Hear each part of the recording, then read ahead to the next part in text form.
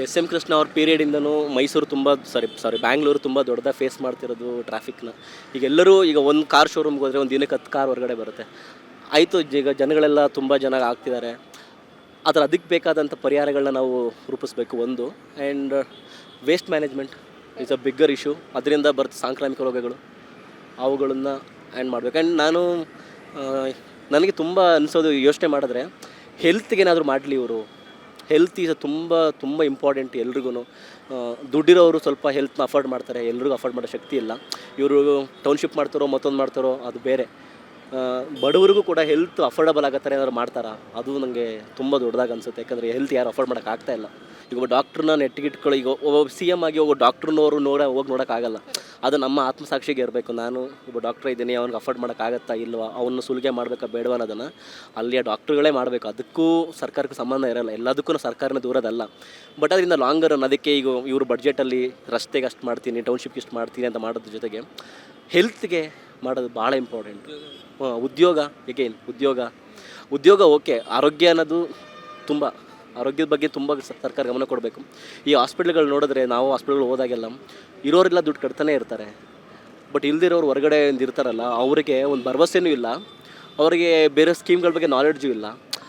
ಅದನ್ನು awareness create ಮಾಡೋದ್ರ ಜೊತೆಗೆ ಹೆಲ್ತ್ಗೆ ಏನಾದರೂ ಮಾಡಲಿ ಅಂತ ಹೇಳಿ. ಇದು ಹೆಂಗಾಗುತ್ತೆ ಗೊತ್ತಾ, ಉದ್ಯೋಗ ಅನ್ನೋದು ಸರ್ಕಾರ ಅದಕ್ಕೆ ನಮಗೆ ದಾರಿ ಮಾಡಬೇಕು ಅನ್ನೋದು ಹೌದು. ಈ ದೇಶದ ಯೂತ್ಸು ಅದನ್ನು ಅವರು ಹುಡ್ಕೋಬೇಕು ಅನ್ನೋದು ಕೂಡ ಹೌದು. ಈಗ ಸರ್ಕಾರನೇ ಎಲ್ರಿಗೂ ಉದ್ಯೋಗ ಕೊಡೋಕ್ಕಾಗಲ್ಲ. ಇದು DK ಶಿವಕುಮಾರ್ ಅಲ್ಲ, ಜಗತ್ತಿನ ಯಾರೇ ಆದ್ರೂ ಎಲ್ರಿಗೂ ಉದ್ಯೋಗ ಕೊಡೋಕ್ಕಾಗಲ್ಲ. ಈಗ ನಾವು ನಮಗೇನು ಉದ್ಯೋಗ ನಾವೇನು ಮಾಡ್ತೀವಿ ಅದನ್ನು ಹುಡ್ಕೋಬೇಕು. DK ಶಿವಕುಮಾರ್ ಏನು ಮಾಡ್ಬೋದು ಅಂದರೆ, ಇರೋ ಪೋಸ್ಟ್ಗಳನ್ನ ಕಾಲ್ ಫಾರ್ ಮಾಡ್ಬೋದು, ಅಲ್ಲಿ ಭ್ರಷ್ಟಾಚಾರ ನೋಡ್ಕೋಬೋದು. ದಟ್ಸ್ ಓನ್ಲಿ ಥಿಂಗ್ ವಾಟ್ ಈ ಕ್ಯಾನ್ ಡೂ. ಎಲ್ರಿಗೂ ಉದ್ಯೋಗ ಕೊಡೋದು ಕೆಲಸ ಅವ್ರದ್ದಲ್ಲ ಅಲ್ವಾ. ನಾವು ನಮ್ಮ ಉದ್ಯೋಗನ ಸೃಷ್ಟಿ ಮಾಡ್ಕೋಬೇಕು. ಅದಕ್ಕೆ ಬೇಕಾದಂಥ ಸವಲತ್ತುಗಳು ಸರ್ಕಾರದಲ್ಲಿ ಇದ್ದಾವೆ, ಅದು ಕೆಲವರಿಗೆ ಗೊತ್ತಿಲ್ಲ. ಈಗ ಸ್ಟಾರ್ಟಪ್ಸ್ ಮಾಡೋರಿಗೆಲ್ಲ ತುಂಬ ಸಪೋರ್ಟ್ ಇದ್ದಾವೆ, ವುಮನ್ ಎಂಟರ್ಪ್ರೈಸ್ಗಳಿದ್ದಾವೆ. ಅದೆಲ್ಲ ನಮಗೆ ತುಂಬ ಜನ, ಕೆಲವ್ರಿಗೆ ಗೊತ್ತು, ಕೆಲವ್ರಿಗೆ ಗೊತ್ತಿಲ್ಲದಿರೋರು ಸರ್ಕಾರಿ ಕಚೇರಿಗಳಿಗೆ ಹೋಗಿ ತಿಳ್ಕೊಂಡು ಅದನ್ನು ಅವರು ಬಳಸ್ಕೋಬೇಕು. ಅಷ್ಟು ಬಿಟ್ಟರೆ ಉದ್ಯೋಗದ ವಿಚಾರದಲ್ಲಿ ಕರ್ನಾಟಕ ಚೆನ್ನಾಗೇ ಇದೆ.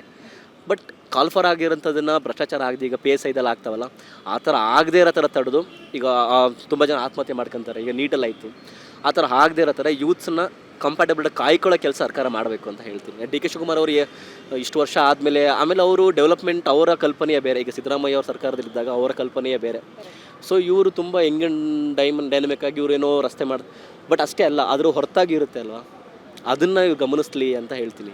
ಡ್ರಗ್ಸ್ ಈ ಥರದ್ದೆಲ್ಲ ಇದೆಲ್ಲ ರೂಟ್ ಕಾಸ್ಗಳು ಬೇರೆ. ಈಗ ನಾವು ಯಾವ ಸಿನಿಮಾಗಳು ನೋಡ್ತೀವಿ, ನಾವು ಏನು ಕಾಂಟೆಂಟ್ನ ಪರ್ಸ್ಯೂ ಮಾಡ್ತೀವಿ, ನಾವು ಯಾರ ಲೈಫ್ ಸ್ಟೈಲನ್ನು ಫಾಲೋ ಮಾಡಬೇಕಂತ ಆಸೆ ಪಡ್ತೀವಿ, ಅದ್ರ ಮೇಲೆ ಈಗ ಎಲ್ಲವನ್ನು ಸರ್ಕಾರದ ಮೇಲೆ ಹಾಕೋದ್ರ ಬಗ್ಗೆ ನಂಗೆ ನಂಬಿಕೆನೇ ಇಲ್ಲ. ನನಗೆ ಈಗ ನನ್ನ being citizen of this country, ನನ್ನ ಜವಾಬ್ದಾರಿಗಳು ಏನಾಗಾದರೆ, ಈಗ ನಾನು ರೂಟ್ ಕಾಸ್ಗಳ ಬಗ್ಗೆ ಕೆಲವ್ರಿಗೆ ಇರಲ್ಲ. ಈಗ ನಾನು ಯಾವುದೋ ಹೋಟೆಲ್ ತಿಂಡಿ ಮಾಡೋ ಬೆಳಗ್ಗೆ ನೋಡಿದೆ, ಅಲ್ಲಿ ಅನಿಸಿದ್ರು, ಈಗ ನೀವು ನಿಮ್ಮ ಫ್ಯಾಮಿಲಿ ರೆಸ್ಪಾನ್ಸಿಬಲ್ ನೋಡ್ಕೋಬೇಕು, ನೀವೆಲ್ಲ ಮಾಡಬಾರ್ದು ಅಂತ. ಸರ್ಕಾರ ಅಷ್ಟೇ ಮಾಡೋಕ್ಕೆ ಸಾಧ್ಯ. ಅದನ್ನು ಈ ಸರ್ಕಾರ ಏನು ಪ್ರಮೋಟ್ ಮಾಡ್ತಿಲ್ಲ.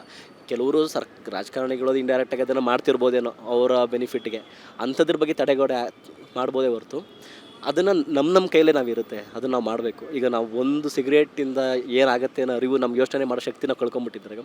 ಸರ್ಕಾರ ವಾಟೆಲ್ ಸಿಕ್ಕೊಂಡು ಅವ್ರೇನು ಮಾಡೋಕ್ಕಾಗಲ್ಲ ಅವರು.